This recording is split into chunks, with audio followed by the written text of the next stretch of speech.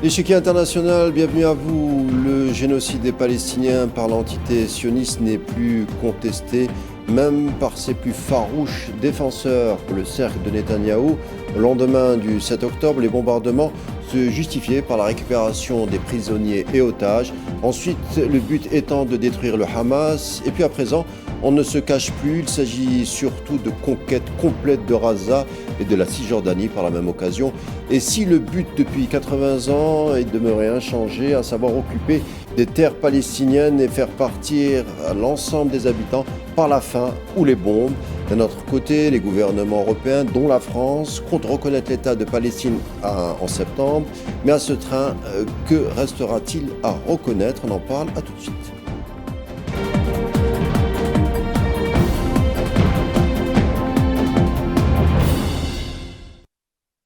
Palestine, un État reconnu par certains pays européens, dont la France, mais que restera-t-il d'ici là? On va en parler avec Ronny Broman, ancien président de Médecins sans frontières, auteur également. Bonsoir et bienvenue.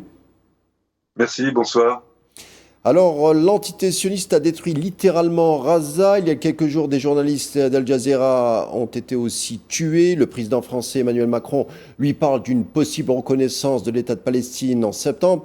Sauf qu'au vu des choses, on a du mal à observer, à voir, à constater ce que va reconnaître le président français. Alors, est-ce une reconnaissance symbolique ou plutôt une prise de conscience authentique du président français?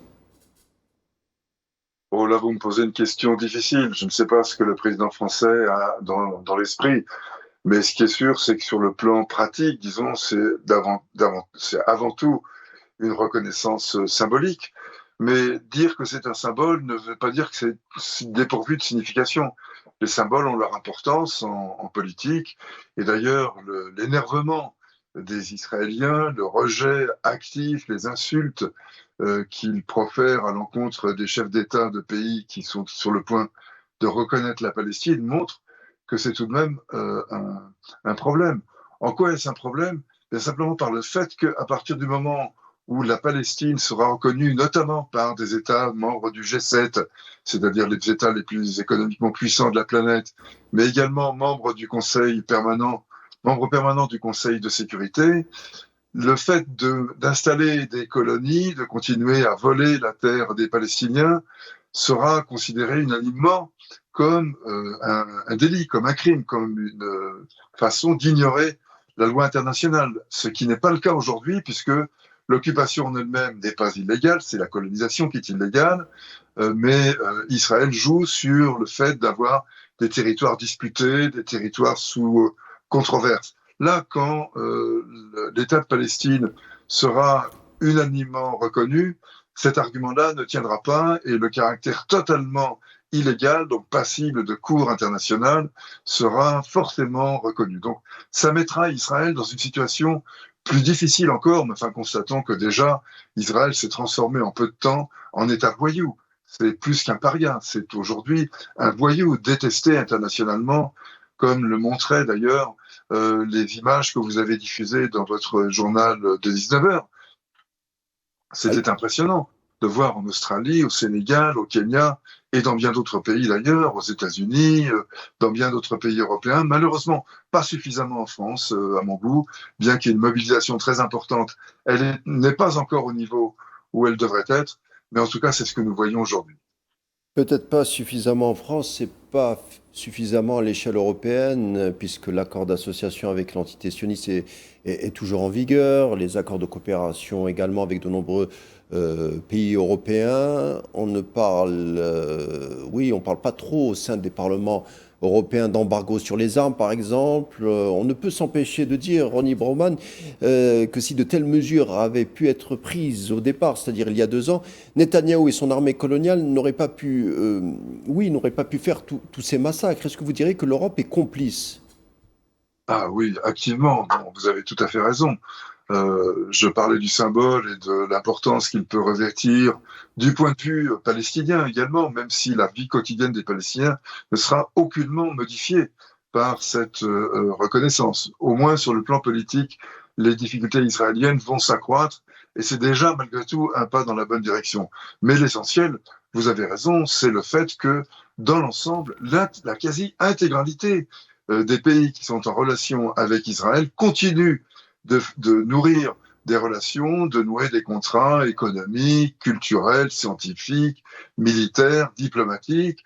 Et en effet, l'accord de libre-échange connu sous le terme d'accord d'association, je signale d'ailleurs que cet accord d'association qui assure, disons, un libre accès des produits israéliens, y compris des colonies, même si c'est illégal, il se déroule pour le réétiquetage et pour l'exportation sous une forme israélienne en dehors des colonies.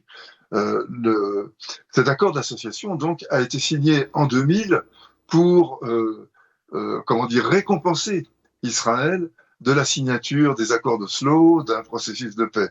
Mais on voit bien qu'au moment même où il a été signé, c'est-à-dire en 2000, Israël avait mis à profit cette période d'accalmie, de processus de paix, d'une certaine manière de rideau de fumée, pour doubler le nombre des colonies. Il y a eu plus de colonies créées en l'espace de 6 ans après les accords d'Oslo, après la signature du traité d'Oslo, que pendant toute la période, depuis la guerre des 6 jours jusqu'au traité d'Oslo, c'est-à-dire pendant 30 ans, pendant près de 30 ans. On voit donc que c'était un marché de dupes. Il n'y a pas lieu de s'étonner qu'aujourd'hui encore, on en soit là, puisque la politique européenne, et en particulier la politique de mon pays, n'a jamais changé. Nous avons toujours encouragé la colonisation, pas seulement en restant passif, mais en étant activement présent aux côtés des Israéliens, même si c'est en détournant le regard, évidemment, de la colonisation, en faisant mine de penser que les remarques critiques auraient un effet et que ça suffisait sur le plan politique.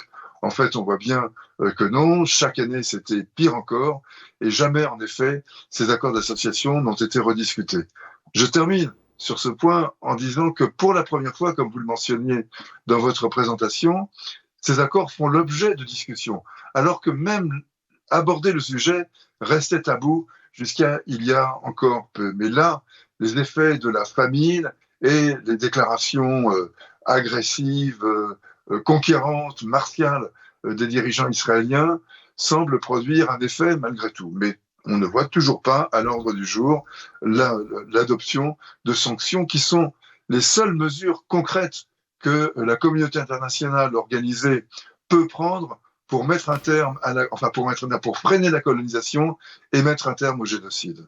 Alors on parlait des gouvernements européens et leur positionnement, leur posture à l'endroit de l'entité sioniste. Vous le disiez, ils détournaient le regard quand il s'agissait de la colonisation.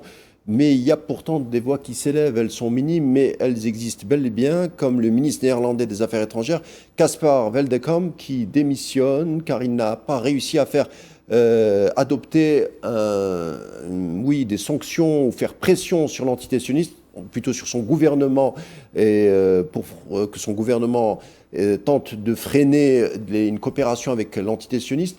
Est-ce que vous direz qu'il y a une sorte d'exception sioniste au sein des gouvernements européens quand il s'agit de ces accords d'association, quand il s'agit de critiquer la politique de colonisation, même le génocide, voire même la faim? Pourquoi est-ce qu'il y a une exception sioniste au sein des gouvernements européens, Ronnie Bormann? D'abord, oui. Constatons qu'il y a une exception, qu'Israël bénéficie d'un statut dont aucun pays ne peut se réclamer. Vous parliez de la Hollande. Rappelons-nous, il y a quelques mois, l'arrivée des supporters du club israélien, je ne sais plus si c'était de foot, enfin, d'une équipe sportive. Ils étaient environ 200 et ils se sont livrés à des exactions en plein milieu d'Amsterdam, attaquant des chauffeurs de taxi qui avaient une tête apparemment arabe, attaquant des lieux qui leur semblaient de genre des restaurants arabes, etc. Enfin, se comportant comme une milice raciste en terrain conquis. Eh bien, le gouvernement hollandais à l'époque, d'une part, les a laissés faire, n'a pas osé intervenir, sauf quand il y a eu des bagarres, parce qu'un certain nombre de personnes d'origine arabe ou tenues pour des Arabes ont résisté, il y a eu une bagarre générale, et à ce moment-là, les accusations d'antisémitisme proférées à l'encontre de citoyens arabes néerlandais ont été proférées. Et c'est cela, finalement, qui est à la base de tout. Un sentiment anti-arabe, une façon de déverser sur le monde arabe l'antisionisme historique du monde chrétien européen, voilà qui explique sans doute une partie de ces réactions, une partie de ce que vous appeliez l'exception sioniste, que j'appelle aussi l'exception israélienne. L'autre chose, c'est sans doute également le fait que les Américains soutiennent sans l'ombre d'un défaut la politique israélienne, quel qu'en soit le profil, et que personne ne veut se fâcher avec les États-Unis, ou en tout cas, jusqu'à présent, personne ne voulait se fâcher avec les États-Unis. Maintenant, comme les États-Unis déclarent une espèce de guerre commerciale, guerre symbolique, guerre politique à tout le monde, enfin au monde entier, et y compris à ses plus proches alliés, peut-être vont-ils aider paradoxalement les pays qui sont leurs alliés à prendre leur distance par rapport à la politique américaine. Donc j'en viens à votre exemple-là du ministre des Affaires étrangères néerlandais. Quand j'ai entendu ça, j'ai eu chaud au cœur. En effet, on constate que des réactions, y compris au niveau politique, commencent à apparaître, et il a démissionné pour d'excellentes raisons, à ceci près que c'est quand même une démission bien tardive, parce que ça fait maintenant 22 mois que le carnage se poursuit à Gaza, et ça fait des dizaines d'années que la colonisation se poursuit à la fois à Gaza et surtout, évidemment, en Cisjordanie. Donc c'est une réaction tardive, mais comme dit le proverbe, mieux vaut tard que jamais. Alors, un demi-million de personnes sont touchées par la faim à Gaza. Vous le dites vous-même, la Cour internationale de justice a placé le blocage alimentaire parmi les critères qui peuvent établir un crime de guerre. L'entité sioniste dément avec certains porte-voix au sein des médias français d'ailleurs. L'entité sioniste a réussi quand même quelque chose dans l'espace public européen, à savoir déshumaniser le peuple palestinien. On voit par exemple la différence de traitement avec l'Ukraine. Ah oui, le deux poids, deux mesures est absolument accablant.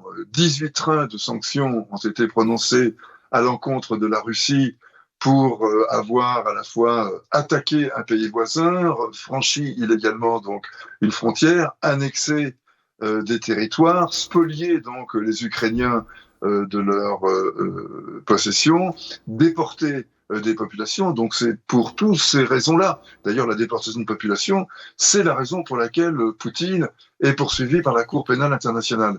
Eh bien, prenez tous ces mots: attaque, franchissement de frontières, occupation, annexion, déportation, massacre. Ils s'appliquent intégralement à ce que fait Israël dans les territoires palestiniens.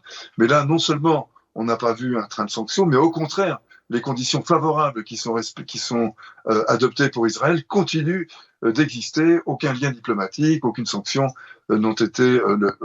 aucun lien diplomatique n'a été levé, aucune sanction n'a été prononcée. Donc, en effet, c'est un deux poids, deux mesures qui est absolument révoltant et qui révolte d'ailleurs beaucoup de monde. Ça montre que finalement, les États ne réagissent que dans des circonstances opportunes et que le discours sur les droits de l'homme, la souveraineté, le droit à l'autodétermination, enfin toutes ces belles paroles sont finalement des mots creux. 80% des personnes à Gaza sont touchées par la faim. Il y a des signes cliniques qui commencent à apparaître. Combien de temps la population de Gaza peut-elle tenir si rien n'est entrepris? Je pose la question aux médecins que vous êtes.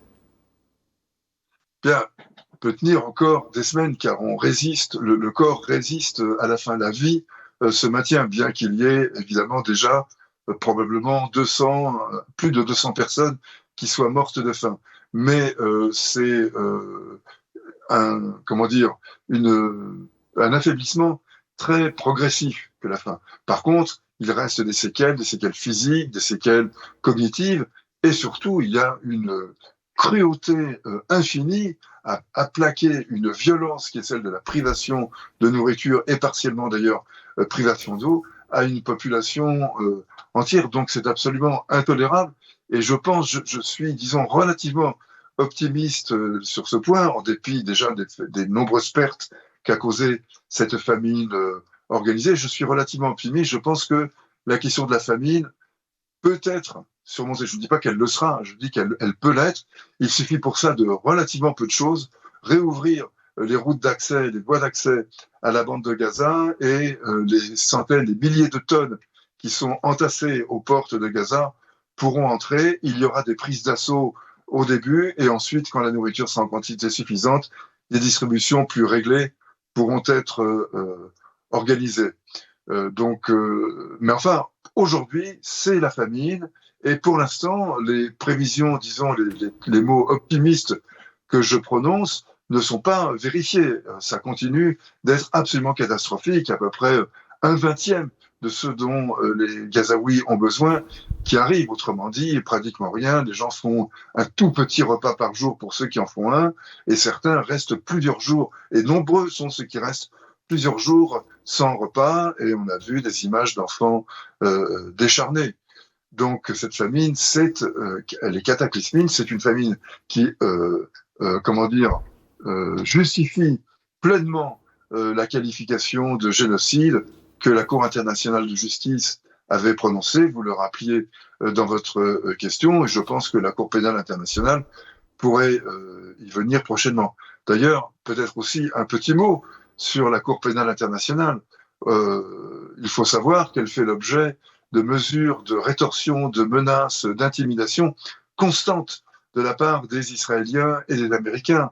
Les juges de la Cour pénale ont vu leur compte bloqué, le procureur de la Cour pénale a vu une campagne de diffamation s'abattre sur lui sous les auspices de harcèlement sexuel, ça absolument sans aucune preuve, sans plainte de la supposée victime de ce harcèlement. Karim Khan, il s'agit de Karim Khan. Des menaces ont été prononcées contre des juges, des assistants du procureur, des familles des juges. Bref, il y a une activité criminelle de type typiquement mafieux est en train de s'organiser contre les juges afin de les intimider et de les amener à renoncer à ces poursuites. Et on a vu d'ailleurs déjà une des juges se prononcer au nom de sa croyance, une juge africaine, je crois que c'est une juge sénégalaise ou kenyane, je ne sais plus, kenyane je crois, qui, au nom de ses convictions évangéliques, a décidé que sa mission était d'être aux côtés d'Israël. Donc cette Cour pénale internationale, elle est en très mauvaise situation, elle est très affaiblie, le soutien auquel auquel ont souscrit les signataires du statut de Rome qui a créé la Cour pénale internationale, ces soutiens font défaut, c'est le moins que l'on puisse en dire, alors qu'au contraire, il devrait être renouvelé, réaffirmé. Et la Cour pénale internationale ne survivra pas à la guerre et au génocide de Gaza si des renforts ne lui sont pas accordés. Benyamin Netanyahou, malgré toutes les critiques et les charges retenues contre lui, continue à se maintenir, faut le dire. Certains sionistes sont même inquiets du cours où vont les choses, au sein même des autorités officielles sionistes. Benny Gantz, par exemple, a tendu la main ce matin à Netanyahou pour tenter, ou en tout cas émettre l'idée de constituer une nouvelle équipe et se défaire des messianistes. Jacob Cohen, un auteur antisioniste que nous avons reçu hier, nous dit que même au sein du courant sioniste, avec une telle défaite morale qui commence à apparaître, le sionisme risque de ne pas s'en remettre. Votre avis ? Voilà, il y a deux choses. Il y a le gouvernement Netanyahou, ses responsabilités évidemment écrasantes dans le génocide en cours à Gaza, et il y a le gouvernement Netanyahou en tant que successeur de nombreux autres gouvernements qui tous ont suivi la même politique coloniale. Donc il faut se garder de charger à l'excès Netanyahou, car la colonisation, il en est évidemment un très chaud partisan, il ne l'a jamais caché, il a toujours été ouvertement et officiellement opposé à la création d'un État palestinien. Donc, il est en continuité avec lui-même. Mais des ministres précédents, y compris malheureusement des ministres travaillistes un peu plus ouverts à des revendications palestiniennes, n'ont quand même jamais cessé la colonisation. Donc, de ce point de vue-là, Netanyahou est en continuité avec la politique de ses prédécesseurs, enfin, disons, depuis 1948, depuis Ben Gurion, tout simplement. Là, le deuxième point soulevé par Jacob Cohen et que vous évoquez, à savoir l'avenir d'Israël, l'avenir du sionisme, est, me semble-t-il, un peu différent, même s'il est évidemment en continuité, mais il y a, avec Gaza, une rupture qui est le niveau de violence sans précédent. Vous savez sans doute que on sait maintenant de sources militaires israéliennes que plus de 8 victimes sur 10 étaient des non-combattants pendant cette guerre de Gaza. Et je dirais que ça, c'est à partir des chiffres du Hamas. Et on sait qu'ils sont sous-estimés. Donc il y a probablement plus de 100 000 morts et moins de 9 000 combattants palestiniens selon les données israéliennes. Donc ça veut dire que plus de 90% des victimes sont civiles. Le génocide est, comme vous le disiez maintenant, très largement reconnu par la plupart des juristes, les historiens spécialistes, disons par la majorité des gens honnêtes dans le monde. Le génocide n'est plus un mystère. Et cela, je pense que ça signe la fin du rêve sioniste, sa transformation en un cauchemar abominable. L'utopie sioniste a vécu. Aujourd'hui, ce sont les restes, les lambeaux de ce rêve qui sont à l'œuvre là. De très nombreux Israéliens quittent Israël, y compris d'ailleurs en restant vaguement attachés, affectivement attachés à l'idée sioniste, mais en constatant que ce pays est devenu, que le discours suprémaciste, raciste, violent, voire exterminateur, domine, en tout cas peut s'exprimer pratiquement sans frein dans le pays, et ils ne veulent pas de ça pour leurs enfants, et ils ne veulent pas de ça. D'ailleurs, nombreux sont ceux qui ne veulent pas de ça pour eux-mêmes. Donc, ceux qui peuvent partir s'en vont. Et ça veut dire que ceux qui veulent rester vont être les plus pauvres et les plus radicaux. Donc, le sionisme risque de devenir la pensée, l'étiquetage d'une secte ultra-violente, paranoïaque, criminelle, qui est en train de devenir, à terme en tout cas, l'État d'Israël. Ce sera ma dernière question, Ronnie Broman.